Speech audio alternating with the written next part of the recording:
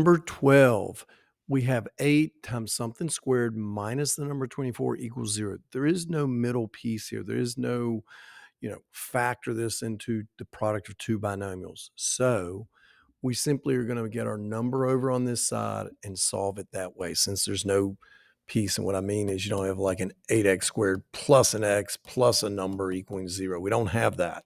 If we had that, we would have to try and factor or use the quadratic formula. Here, I don't have this middle just plain x. So I'm going to move my 24 over, just add 24, add 24. I get 8 times this x plus 2 bits squared equals 24. I'm trying to isolate this, so I now need to get rid of the multiplying by 8 by dividing by 8. Divide by 8. We have x plus 2, that quantity squared, equals a 3.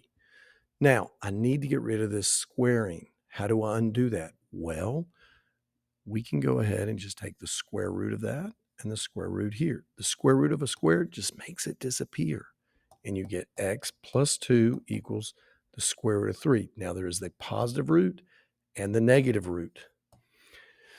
3 is not a perfect square. So if it were a 4, I could just write a 2 there, plus or minus 2. If it were a 16, I could do a plus or minus 4, or a 25, plus or minus 5. But it's not. It's this ugly thing, which is like 1 point something that goes on forever and ever and ever and doesn't repeat. I don't know what it is. I'm going to have to use a calculator.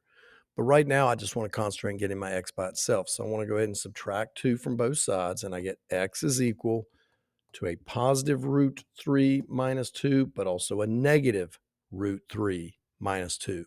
So now I'm going to have to separate into its two parts. I'm going to have to look at the positive root 3 minus 2, and I'm going to have to look at the negative root 3 minus 2. Those are what I'm going to have to look at. Now, I'm going to grab my calculator. I'm going to type in square root of 3. I'm going to hit enter to get that 1.7 whatever, blah, blah, blah, blah it is. And then I'm going to hit minus 2.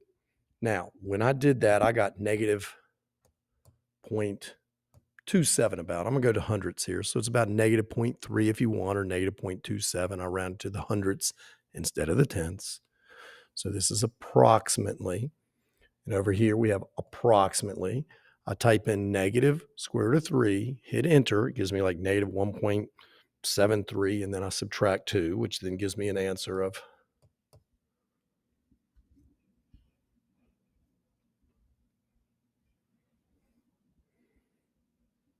I did minus 2 there, so it should be a negative 3.72-ish, I believe. I accidentally typed a plus there, so let me double check myself. A negative minus 2 would be a negative 3.73, not a 2, 3.73. Sorry about that. Little mix up with my calculator problems, but these are our two answers. The key is you got to break it down into the positive root minus 2 and the negative root minus 2.